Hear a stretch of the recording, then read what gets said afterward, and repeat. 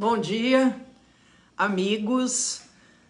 Hoje, mais um domingo, estamos aqui em nome de Jesus para o nosso culto matinal dominical, sempre buscando em primeiro lugar o reino de Deus e a sua justiça, e as demais coisas nos serão acrescentadas. Queremos, nesse momento de culto, agradecer a Deus pela semana que passamos, pelas vitórias, que o Senhor esteve conosco e estará conosco todos os dias. Eu vou iniciar lendo o Evangelho de João, capítulo 1, do versículo 19 ao 37. O Evangelho de João foi escrito pelo apóstolo João. E João Batista era o primo de Jesus, não era o apóstolo João, mas aquele que testemunhou a respeito de Jesus. Às vezes as pessoas confundem o apóstolo João com João Batista. Então, no Evangelho de João, o apóstolo João fala sobre o testemunho de João Batista a respeito de Jesus.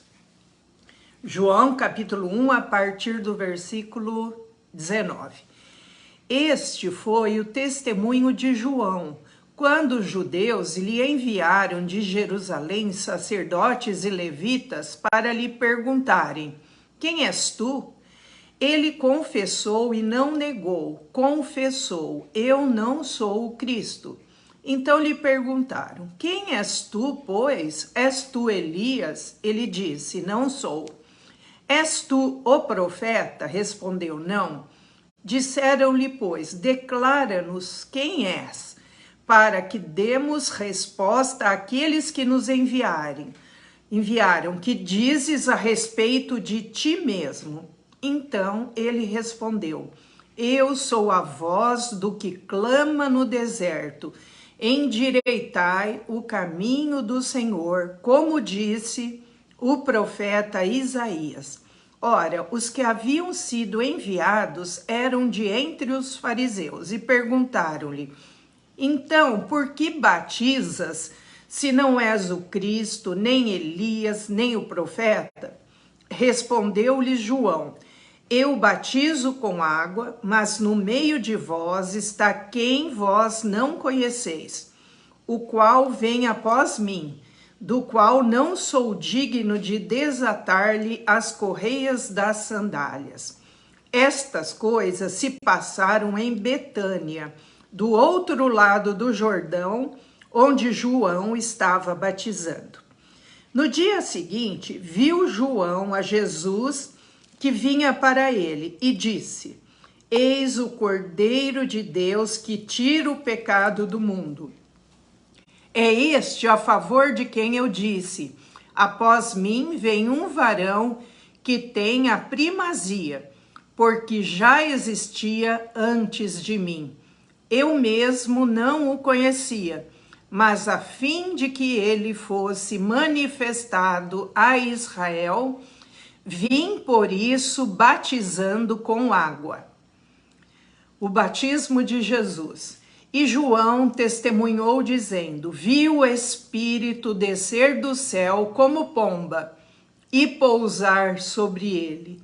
Eu não o conhecia. Aquele, porém, que me enviou a batizar com água, me disse: aquele sobre quem vires descer e pousar o Espírito, esse é o que batiza com o Espírito Santo. Pois eu de fato vi e tenho testificado que ele é o Filho de Deus. No dia seguinte estava João outra vez na companhia de 2 dos seus discípulos, e vendo Jesus passar, disse: eis o Cordeiro de Deus. Os 2 discípulos, ouvindo-o dizer isso, seguiram Jesus. Nós, quando ouvimos do testemunho de Jesus, nós também passamos a seguir a Jesus. Nós nos tornamos discípulos de Jesus. Queremos estar com Ele a cada dia, ouvir os seus ensinamentos, ter comunhão com Ele, saber que nós podemos orar e tudo que pedirmos em nome de Jesus nos será feito. Então, vamos cantar uma música e depois eu vou orar e o Michel estará dando o estudo bíblico de hoje. E também no final desse culto, hoje nós estaremos participando da Santa Ceia do Senhor. Então, se você, como João Batista, como os discípulos de João Batista, ouviram falar de Jesus e o seguiram, se você também segue a Jesus, participe conosco desse momento no final do culto, a Santa Ceia do Senhor, para todos aqueles que creem e seguem a Jesus. Deus enviou seu Filho amado para morrer em meu lugar. Na cruz sofreu por meus pecados, mas o sepulcro vazio está, porque ele vive, porque ele vive. Posso crer no amanhã, porque ele vive. Temor não há, mas eu bem sei, eu sei que o meu futuro está nas mãos do meu Senhor, que vivo está. Senhor nosso Deus, nosso Pai, nós te louvamos, te agradecemos por mais um domingo, iniciando na tua presença, em oração, lendo a Bíblia, orando, recebendo a tua instrução, o teu ensinamento através do teu Espírito Santo. Assim nós queremos começar cada domingo, cada semana, buscando em primeiro lugar o Senhor. Obrigada, Senhor, pela semana que passou e também pela semana que se inicia, porque nós temos certeza que o Senhor estará conosco e que nada do maligno nos tocará. Abençoa, Senhor, todos que estão participando conosco, os que vão participar mais tarde. Abençoa as suas vidas, que todos sejam cheios do teu amor, da tua unção, Pai, do teu Espírito Santo, e abençoa todos os nossos familiares, que a tua bênção, a tua salvação, a tua cura, a tua libertação se estenda para todos, que nenhum deles fique fora da tua tão grande salvação. Ó Deus, abençoa agora o estudo bíblico que vamos fazer. Dá sabedoria ao Michel, que ele fale aquilo que provém do Senhor.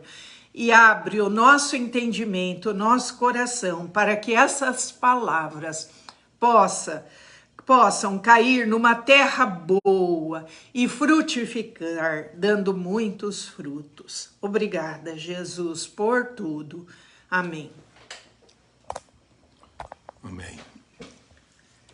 Bom dia, irmãos. A graça e a paz de Cristo esteja com todos os irmãos, todas as irmãs.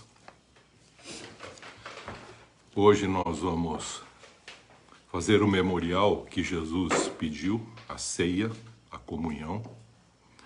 E é interessante que eu vou pegar um texto que está em 1 Coríntios, capítulo 11, em que Paulo, no versículo 23, diz o seguinte: porque eu recebi do Senhor o que também vos entreguei, que o Senhor Jesus, na noite em que foi traído, tomou o pão, e tendo dado graças, o partiu, e disse: isto é meu corpo, que é dado por vós, fazei isto em memória de mim.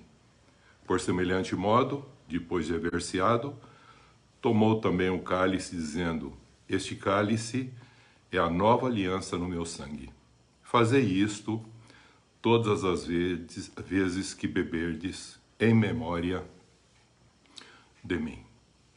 O que Jesus instituiu aqui foi a ceia, para que de uma forma pedagógica nós pudéssemos entender a importância de estar em comunhão, não só com Ele, a expressão desse Deus que se tornou visível, palpável, o verbo, a palavra de Deus, para que a gente pudesse agora, tendo essa palavra e a unção do Espírito, poder manter a comunhão plena com Deus e voltar reconciliado a ter essa comunhão plena com Deus. O tema que eu quero trabalhar hoje é quebrar mais um sofisma que nós temos nas nossas mentes, nos nossos pensamentos. O sofisma que eu quero quebrar hoje é mais um que muitas vezes a gente pensa que a gente tem amigo de verdade, ou que nós temos verdadeiro amigo. Na realidade, eu quero dizer para os irmãos que isso é um sofisma que está criado em cada um de nós. Porque nós não temos amigos de verdade, nós temos amigo da verdade e não de verdade. Porque se eu tivesse um amigo de verdade, eu teria que ter um amigo de mentira.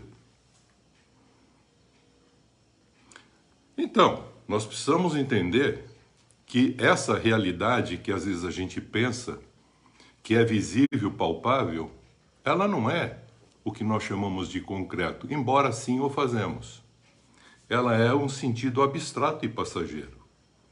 Porque concreto é aquilo que provém de algo que não é visível, que provém daquilo que é a essência do que nós precisamos, que é a fé e a fidelidade a essa verdade revelada de Deus. Muitos acham que aquele que é o filho da luz tem que lutar contra as trevas. Não.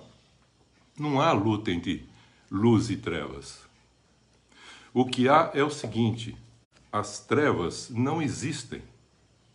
Elas aparecem por causa da luz. Deus assim entendeu desde o princípio, por isso que separou luz e trevas. Porque viu que a luz era boa, melhor que as trevas.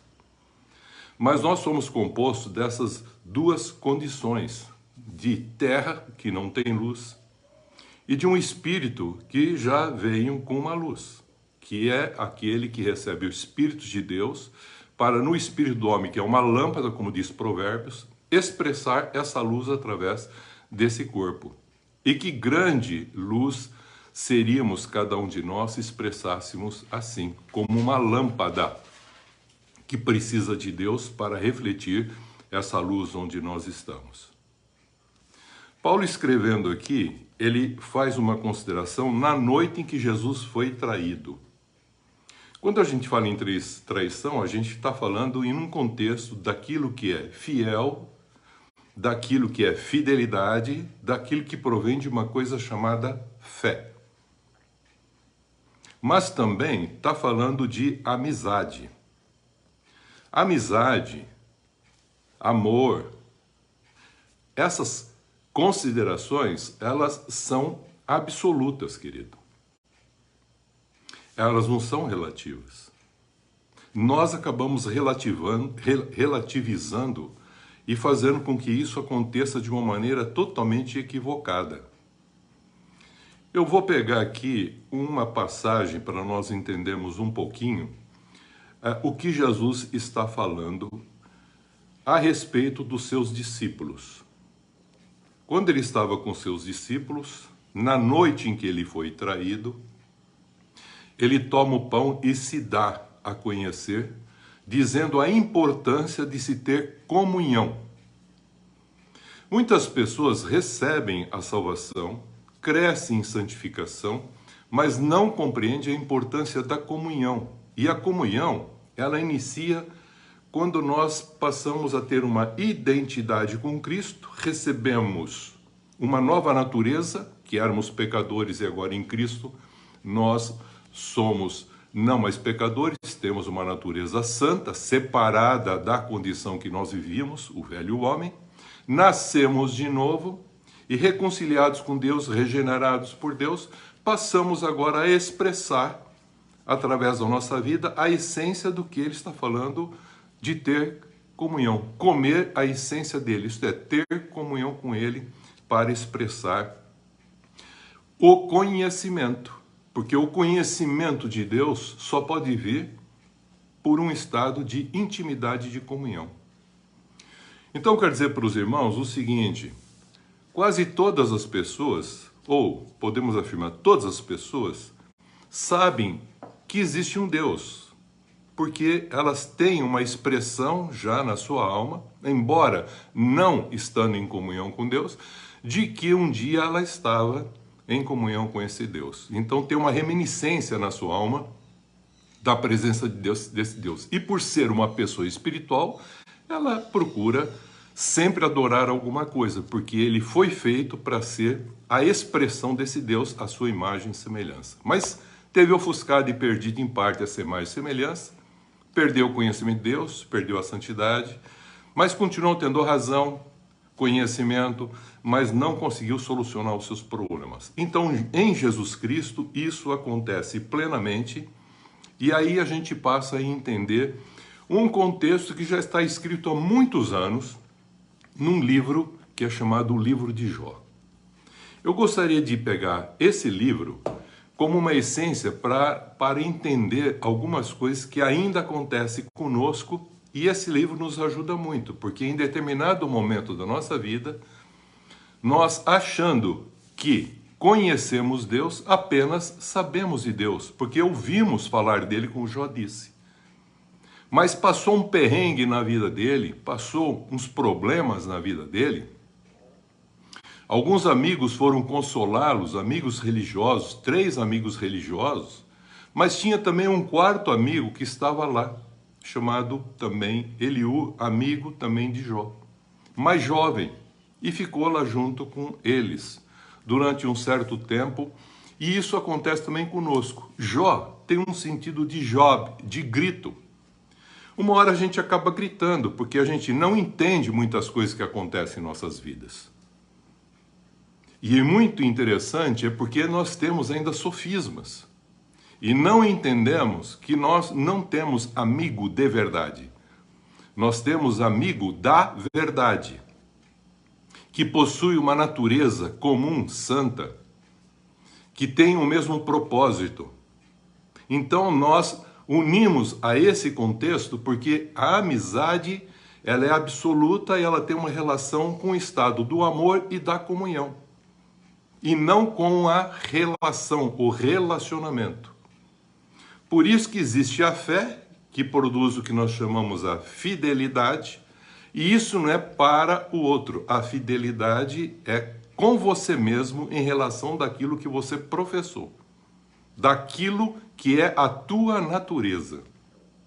Então você mantém a fidelidade, porque Deus não é fiel nem a mim, nem a você, nem comigo, nem com você. Ele é fiel à palavra dele, em que ele empenhou, dizendo que ele estaria conosco e nos amaria sempre. Então ele é fiel, ele é benigno, porque ele é um espírito que expressa a vontade. Deus não tem desejo, mas como nós temos desejos, nós temos aquele problema que eu falei de buscar um equilíbrio. E muitas vezes nós deixamos de expressar a fé, a fidelidade, ao que nós falamos a verdade, e passamos a ser leal às situações ou às condições e corrompemos assim a nossa condição espiritual de fé. Perdemos aquilo que se chama fé. Isso aconteceu com Jó. Jó sabia de Deus, e ele diz no final, lá no capítulo 2, eu tinha ouvido falar do Senhor, eu sabia por ouvir, mas agora eu te conheço. Mas ele precisou passar por várias situações e circunstâncias para entender que ele não podia se justificar a si mesmo. E o que é mais interessante, ele sabia que tinha um redentor. Ele sabia que ele tinha um advogado no céu, que ia advogar a sua causa. Os cristãos também sabem disso hoje. Sabe que tem um redentor, falou de ressurreição no capítulo 19. Então ele está falando coisas que também nós sabemos, mas que ainda nós não tivemos uma experiência plena de comunhão. E, consequentemente, nós não tendo essa comunhão, nós não expressamos como devemos esse brilho da virtude de Deus através das nossas vidas. Por quê? Porque nós acabamos tendo um problema de um questionamento. Por que comigo? Por que eu estou passando por isso? E não entendemos que se estamos em Cristo, somos uma nova criatura e precisamos, por ter nascido de novo, crescer. Sair daquela criancice e amadurecer. Por isso que Efésios 4 ele fala que ele deu ministérios de evangelistas, apóstolos, profetas, pastores, mestres, para fazer o quê? Para ajudar essas pessoas a crescerem no conhecimento de Cristo, terem a condição de exercer seu ministério plenamente, uma vida plena, e principalmente entender o sentido do que é ser igreja. A partir daí, ele continua falando a respeito de pensamentos. Efésios 4,17 ele fala, o grande problema está na maneira como nós pensamos as coisas. E é sobre isso que nós estamos trabalhando. Alguns domingos eu quero continuar trabalhando. Só para vocês terem uma ideia, lá em Jó, o livro de Jó, quando ele passou por essa condição de estar sofrendo situação na sua vida e depois física de enfermidade, aparecem 3 amigos religiosos. Elifaz, Bildade e Zofar. Cada um tem uma representação para nós entendermos o que é a religião. Elifaz é o legalismo, é uma representação do legalismo. Bildade é uma representação do moralismo. E o Zofar é uma representação do contexto dogmático, doutrinário das instituições religiosas e não do reino de Deus. Principalmente se referindo ao contexto cristão. Como em Jó, em 16:19 e 1 João 2:5, nós vamos perceber que tanto Jó, na sua época, bem antigamente, Jó fazia as coisas, não tinha um sacerdote, e toda vez que os filhos se reuniam, ele ficava preocupado se algum deles tivesse quebrado um princípio para com esse Deus. E cheio de medo, ele fazia ofertas e sacrifícios. Veja, na época não tinha um sacerdote. Ele assim o fazia pelos filhos. Ele agia como um sacerdote, porque ele tinha medo que alguma coisa de ruim acontecesse. E ele falou, bem isso que eu tinha medo que acontecesse, aconteceu comigo. Por quê? Porque ele estava se achando justo, mais justo do que o próprio Deus.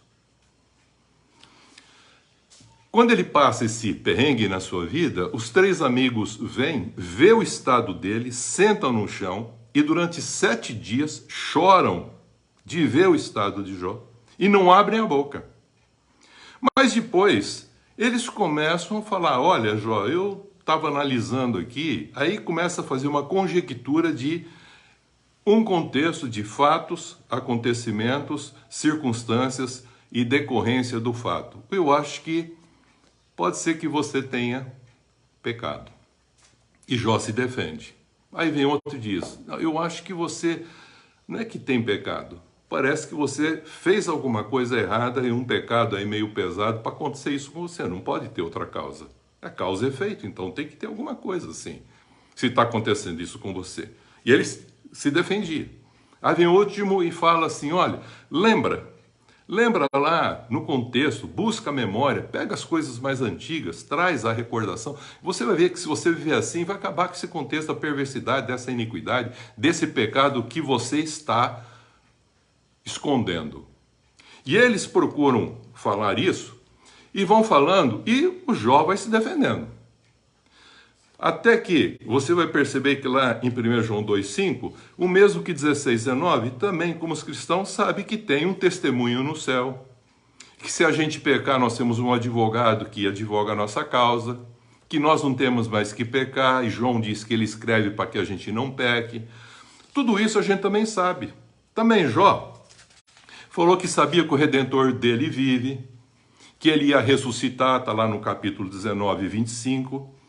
E aí ele fala mais ainda, com os meus próprios olhos eu vou ver o Senhor depois, na minha carne, ela vai ressuscitar. Ele falava de ressurreição. Os cristãos também sabem isso. Então por que é que ainda tem esse processo da ausência dessa paz na alma das pessoas? É porque falta aquilo que a gente está falando do equilíbrio. São pessoas que sabem, mas não conhecem Deus na sua intimidade. Sabem de Deus que Ele é os atributos todo-poderoso, onisciente, onipresente, tremendo, cheio de glória, honra, mas eles não conhecem a intimidade de Deus. Conhecem Deus por fora, mas não conhecem a comunhão de um Deus por dentro. Isso é interessante porque o cristão também fala que ele tem um Redentor, que ele tem Jesus Cristo, que a obra vicária de Jesus Cristo redimiu a sua vida. Ele sabe tudo isso. Ele sabe da salvação. Ele sabe o que ele já recebeu. Mas ele não consegue trabalhar isso na sua alma. Como Jó, também tem esses amigos. São o quê? Legalistas, moralistas, dogmáticos. Mas tem um amigo lá entre eles, chamado Eliú, que ficou quieto, ouvindo esses mais velhos falarem. E lá no capítulo 32, você vai perceber que Eliú fala assim, olha, até agora eu estou ouvindo vocês porque eu vim aqui achando que essa condição da idade, o tempo de vida, as experiências que você já tem religiosa, eu poderia aprender alguma coisa a mais com vocês. E olha, eu vou dizer para vocês, eu estou começando a ficar irado. Primeiro com Jó, capítulo 32. Primeiro com Jó. Porque Jó está se dizendo mais justo do que Deus. E ainda, com vocês três, Elifaz, Bildade e Zofar. Porque o legalismo, moralismo, dogmatismo permeia a religião como um todo. E eu estou ficando irado também com vocês, porque vocês não estão falando o que é reto das coisas de Deus. E eu agora, como um odre, cheio de vinho novo, estou a ponto de explodir. E eu preciso falar, como vocês não têm mais nada que falar, já discutiram tudo que tinha que discutir, eu quero dizer para vocês também que eu quero falar a minha opinião agora. Eu quero dizer como também eu sinto, como que eu penso. Aí ele diz assim, Eliú afirma, na verdade, há um espírito no homem. Guarde isso, queridos. Eliú falando. Na verdade, há um espírito no homem. E esse espírito, Provérbios deixa claro, é a lâmpada do Senhor. Então, essa lâmpada, que é o nosso espírito, precisa do Espírito Santo de Deus para poder expressar essa luz, não só em nós, mas também através de nós. Na verdade, é um espírito no homem. E o sopro do Todo-Poderoso o faz sábio. Eu achava que era o problema das pessoas mais idosas. Eu estava vendo aí para ouvir, para ver se eu aprendia com eles mais idosos. Mas não me acrescentou nada. O mesmo que Paulo disse. Eu estava ouvindo os apóstolos, mas eles não acrescentaram nada para mim também. Porque tem algo maior, que é ter essa experiência, não com o Jesus histórico, mas uma experiência com Jesus ressuscitado. E o Eliú tinha essa experiência diferente dos três amigos religiosos.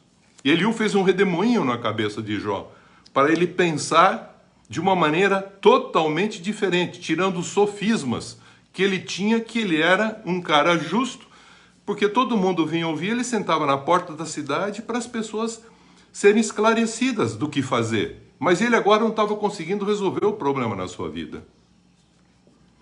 E ele falou, olha, tem o seguinte, eu achava que os mais idosos poderiam entender muito melhor sobre a justiça, e a palavra é mishpat. E essa justiça, o ser justo, fazer um julgamento correto, inclusive de quem é Deus, acabei vendo que não tem isso. E agora eu quero falar, eu quero pôr a minha opinião. Então, assim um homem, querido, aprenda isso com Eliú, assim um homem que é ressuscitado no seu espírito, que volta a se reconciliar com Deus e que entende agora que o Espírito de Deus fala com o seu espírito e ele fala com a sua alma, que é transformada para, ao receber o estímulo que provém do exterior e da carne, possa ser alinhado e que haja paz na sua alma. Que ele entenda os processos. No capítulo 42:5, como Jó, o cristão vai fazer a mesma coisa. Ele vai acabar no final, quando ele tem essa experiência com Deus, não sabe apenas de Deus, mas conhece Deus. Porque muitos reconhecem Deus pelo que ele faz, pelo seu poder, por aquilo que ele pode receber. E não conhece Deus por aquilo que ele é. E Deus quer que a gente o conheça e prossiga conhecendo.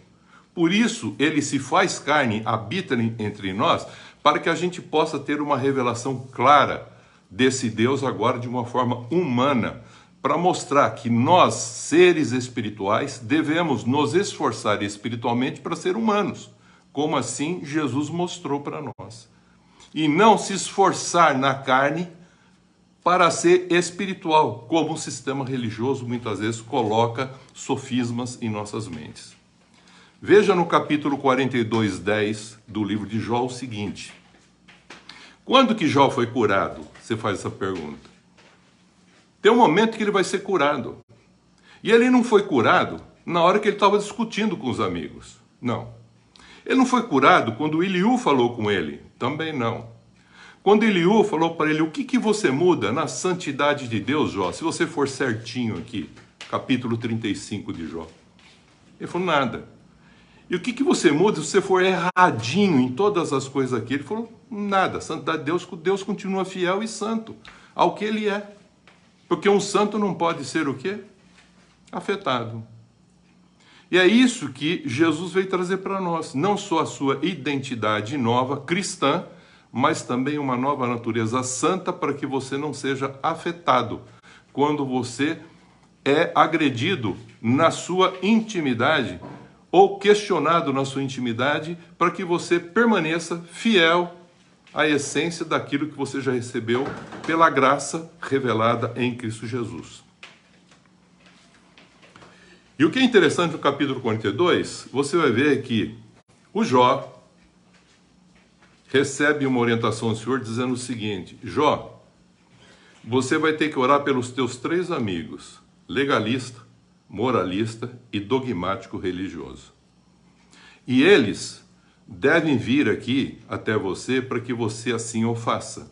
E diz que na hora que ele estava orando por essas condições religiosas que faz você ficar com um pensamento sofismático de um Deus de poder e que você só busca ele porque ele tem poder, mas fica cheio de medo, como Jó também o tinha, e oferecia sacrifício para que Deus não fizesse uma coisa pior, depois ele fala, agora eu não mais sei a teu respeito, agora eu te conheço. E quando a gente conhece, a gente entra na intimidade desse Deus e já não tem mais medo, porque o perfeito amor da maturidade te leva a jogar fora essa condição do medo. Porque você conhece Deus, porque Jesus revelou ele como um pai.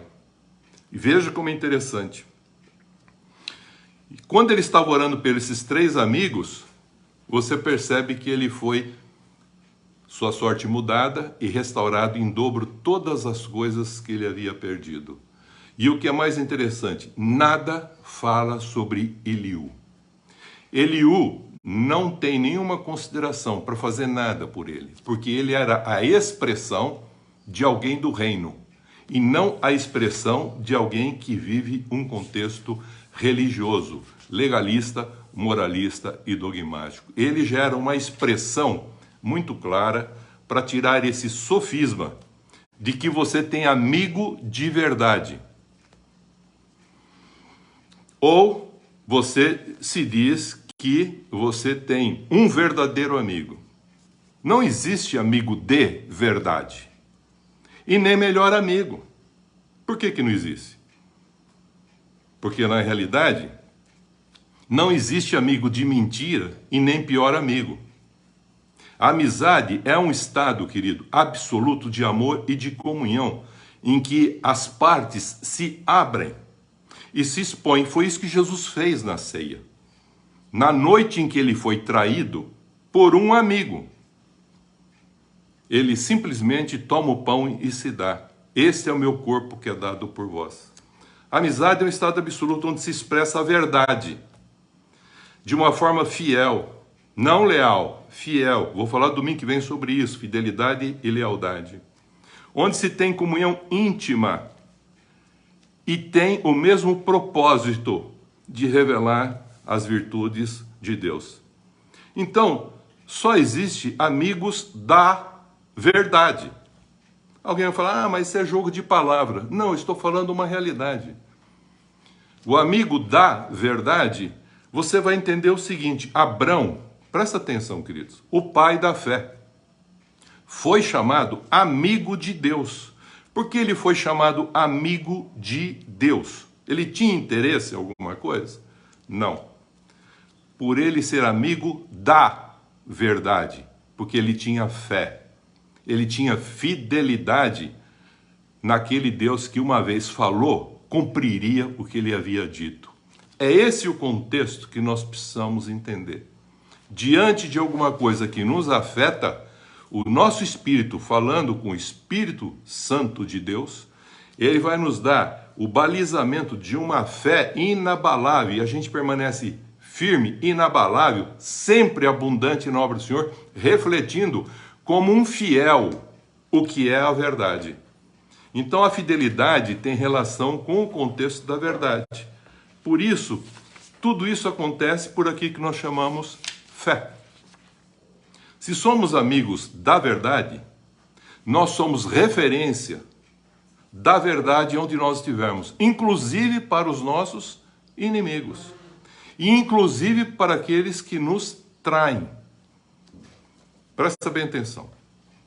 Por isso, você vai encontrar que na noite em que Jesus foi traído, ele tomou o pão, deu graças, partiu e deu para os seus discípulos, mostrando a importância de se ter a comunhão.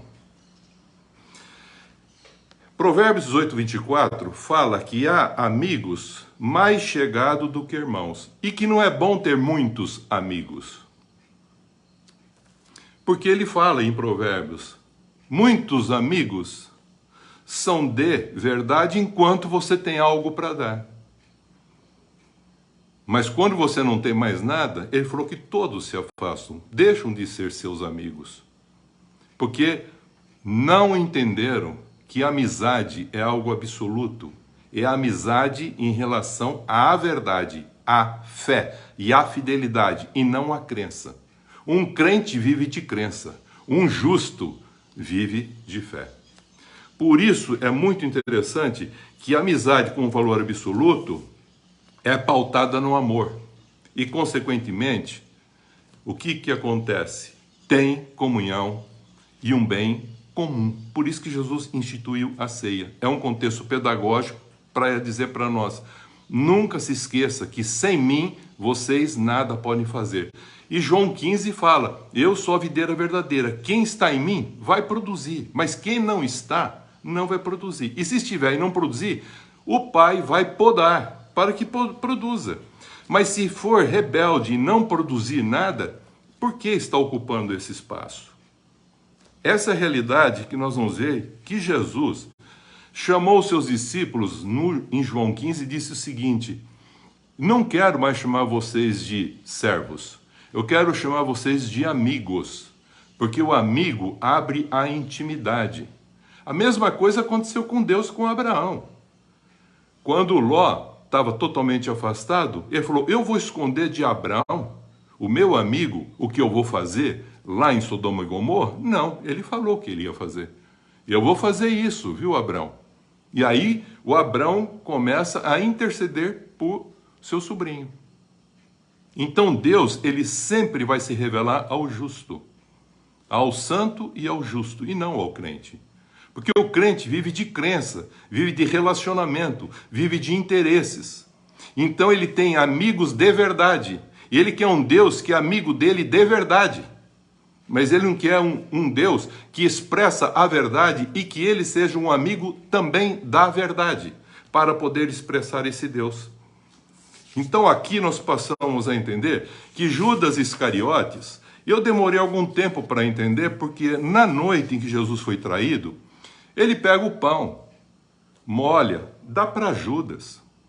É uma forma carinhosa, amorosa, e diz que naquela hora, esse amor que Jesus dedicou a ele, que molhar um pão e dar na boca, significa um carinho especial pela pessoa. Diz que o mal entrou nele nessa hora. Não é porque ele deu o pão, é porque ele não soube separar o contexto do pão do vinho. Então, quando deu, ele assumiu como uma coisa só. E, na realidade, passa a ser um traidor. Jesus sabia que ele era traidor e eu tinha uma dificuldade grande. Porque depois que eles acabam de comer, Judas já tinha ido embora, pegou as suas moedinhas, 30 moedinhas que ele tinha acertado, e foi para trair Jesus. E sabia onde Jesus ia? Ia lá para o Monte das Oliveiras. Jesus canta um cântico com eles e parte para o Monte das Oliveiras. E o que é mais interessante, me intrigava muito, é que ele encontra lá com Judas. E quando ele encontra com Judas, Jesus fala, amigo. E na minha cabeça, de uma forma cartesiana, ainda religiosa, sem entender plenamente, hoje eu tenho minha mente transformada. Eu não entendi o que ele falou, amigo. Jesus continua fiel, independente do que nós somos. Se nós somos infiéis, ele continua fiel. Mas o interessante é que lá em Efésios ele diz o seguinte, também em Timóteo, capítulo 2, versículo 11 em diante, ele diz o seguinte, se você me negar, eu também vou te negar. E a gente acha que negar é a pessoa. Ele não negou. Ele virou assim para o Judas e falou, amigo, aqui você veio. Eu pensava, será que Jesus é hipócrita? Ele sabe que ele é traidor. Então a expressão nossa é reagir dizendo, ó, traidor, o que você veio fazer aí? Não, ele continua amando. Presta bem atenção, querido, até o fim.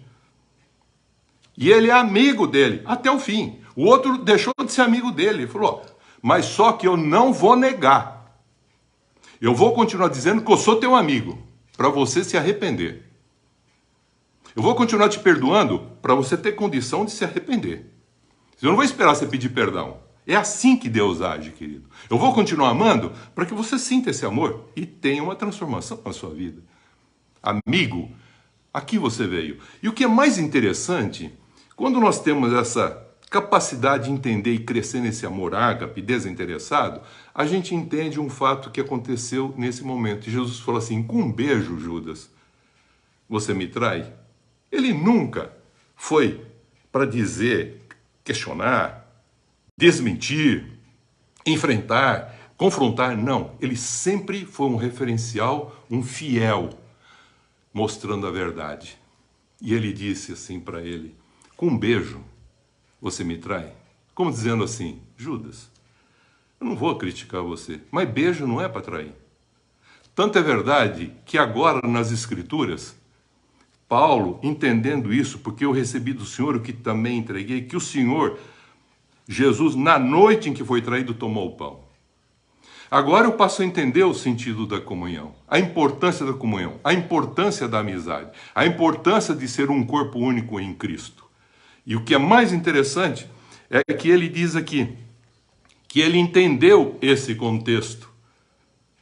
E ele agora, Paulo, quando escreve as suas cartas, ele termina dizendo, beijem uns aos outros com ósculos, com beijos, santo. O beijo, depois de nós entendermos o amor de Deus, ele é ressignificado, querido. O beijo é sempre um contexto de amor. É uma expressão de amor e não de traição. Então, quando Jesus falou para ele, com um beijo você me trai? Então agora o próprio Paulo ressignifica o beijo nas Escrituras. Como que ele ressignifica? Que beijar nem sempre é por amor.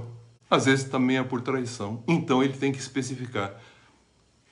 Quando você se reunir, façam com que vocês se abracem e se beijem de forma santa, separada, e não certa ou errado.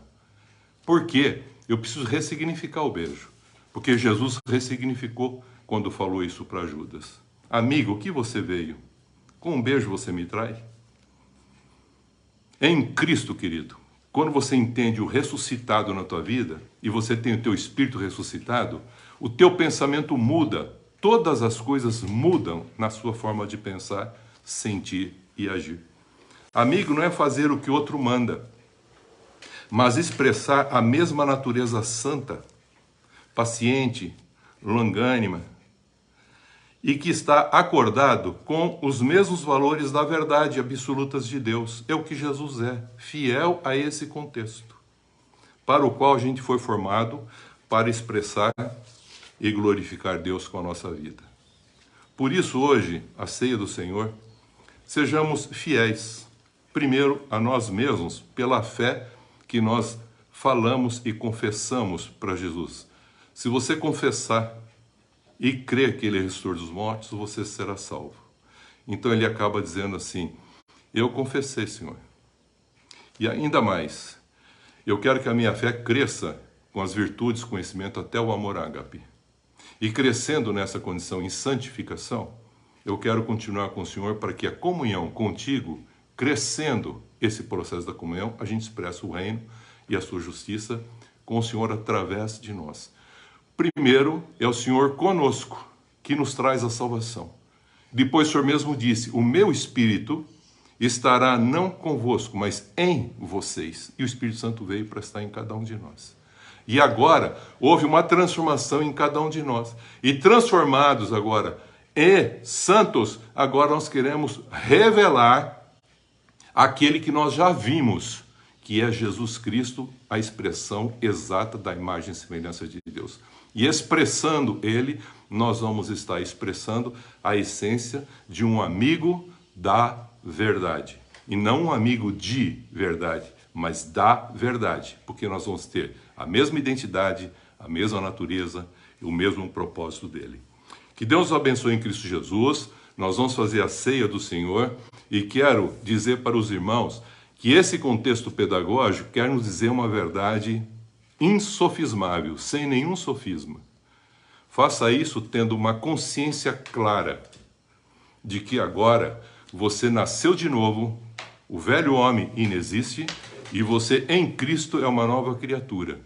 Por isso que Paulo falou, já não sou eu mais quem vivo, mas Cristo vive em mim. E João, no capítulo 6, já tinha deixado claro, lá em Cafarnaum, que todo aquele que dele se alimenta, por ele viverá. Tem a vida eterna. Não entra em juízo.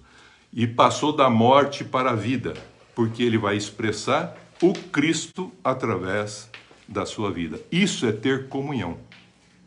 Consequentemente, você tendo a palavra de Deus, os mandamentos que Cristo deu, e guardando esses mandamentos, não é que você vai fazer o que ele manda, é porque você está, na verdade, sendo fiel a essa verdade e expressando como um fiel essa verdade na sua vida, todas as coisas vão fazer com que a tua alma, expressando essa verdade, faça com que não haja um contexto leal, mas fiel para expressar o amor de Deus aonde você estiver. Por isso, diz assim, eu recebi do Senhor, diz o Paulo, o que também vos entreguei, que o Senhor Jesus, na noite em que foi traído, tomou o pão.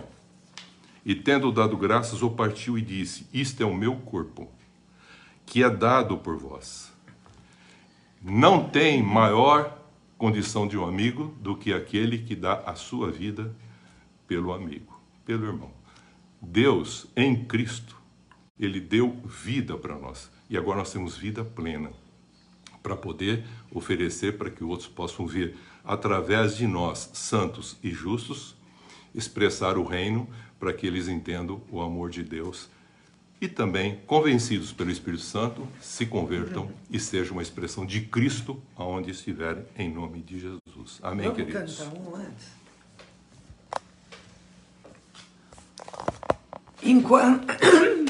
Enquanto vocês preparam aí um pedacinho de pão, um cálice de vinho tinto ou suco de uva, vamos estar cantando. Bom estarmos aqui louvando a Deus, podendo exaltar teu santo nome. Tempo para isso, tempo para louvarmos a Deus, num só amor, num só Espírito. Tempo para isso, tempo para louvarmos a Deus, num só amor, num só Espírito. Deus venha nos abençoar e que essa união nunca falte para nós.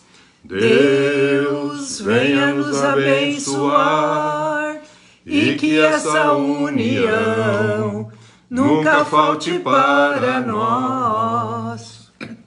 Fazendo então esse memorial, pediria para que os irmãos que têm ali um pedacinho de pão, que compreendem essas verdades, que compreenderam essa nova forma de viver, esse nascer de novo em Cristo. O velho homem deixa de existir, mas ele continua presente, mas não agindo, porque o Espírito agora governa e orienta para que a gente possa expressar as virtudes de Deus. E é isso que a gente vai fazer agora em memória. E ele falou, peguem o pão, símbolo da minha carne, que também simboliza o Espírito. O mesmo Espírito que estava em mim vai estar em vocês, e vocês devem se alimentar desse Espírito. A palavra que sou eu revelada deve estar em você. É Cristo em nós, a esperança da glória. Que a gente possa comer tendo uma consciência clara, que agora nós estamos não mais com o espírito de servos e do mundo, mas de amigos de Deus e amigos da verdade. Comamos para expressar essa verdade. Amém?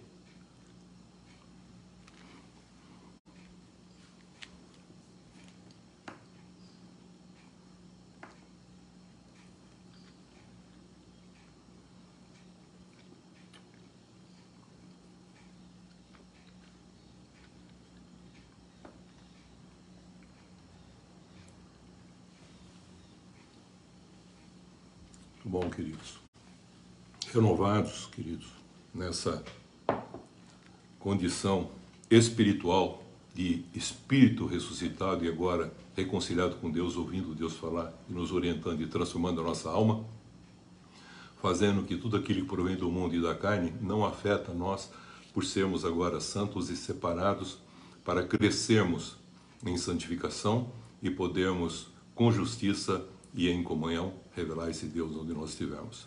Para que isso aconteça, nós precisamos pegar a nova aliança, o sangue da nova aliança, o sangue de Cristo, a vida de Cristo. Que isso daqui seja uma realidade e que a nossa fé entenda isso de uma forma pedagógica, que ao fazer isso, nós estamos dizendo e confirmando, Jesus, continuamos fiéis ao Senhor. Ajuda-nos. O Senhor está sempre conosco. Mas nós precisamos da tua ajuda, da tua intercessão, de tudo que o Senhor já pode fazer e já fez por nós. Ajuda-nos a completar nessa obra junto com o teu Espírito Santo. E a gente não quer entristecer, nem apagar, nem rejeitar o Espírito. Por isso, renove em nós a vida, que é Cristo em nós, para que a gente expressa esse Cristo no transcorrer dessa semana e até quando nós fizermos novamente esse memorial para a honra e glória do teu santo nome, lembrando da sua morte e ressurreição, em nome de Jesus. Façamos isso pela fé.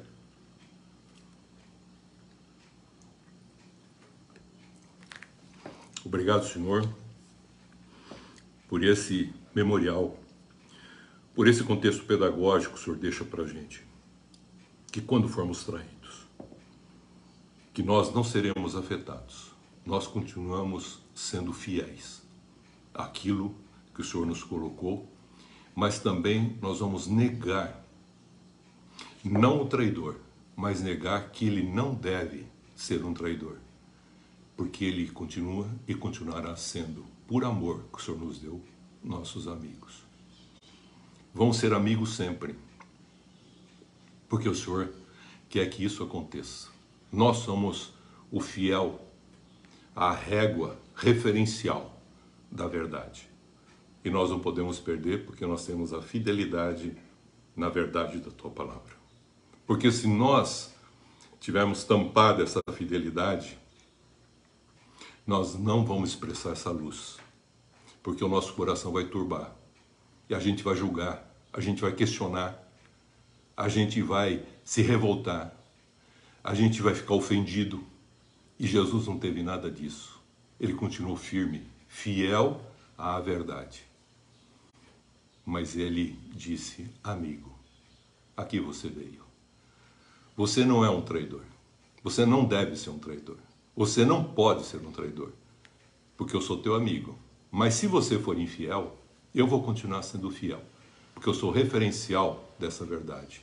Que Cristo em nós seja essa realidade para transformar o mundo com uma luz que nós somos e expressamos. E o sal que permeia e faz com que haja a permanência do que é o bom. Fica assim conosco, Pai, dando poder, capacidade, discernimento, sabedoria, para viver a cada momento tomando as decisões corretas para o louvor da sua glória. Abençoados agora, alimentados, fortalecidos com o Teu Espírito e com a Tua vida, que a gente possa dar continuidade e expressar através de nós esse Cristo vivo, que está vivo, que reina e que vem e estará para sempre conosco e nós para sempre com Ele, em nome de Jesus. Amém. Nós iniciamos esta semana e tomamos posse para nossas vidas, para nossas famílias, para nossos trabalhos, de uma semana de bênçãos, uma semana de vitórias, sempre confiantes nas promessas de Deus, e rejeitamos toda obra maligna contra nós. E que não sejamos usados pelo mal. Em nome do Pai, do Filho e do Espírito Santo. Amém. Deus abençoe a todos. Amém.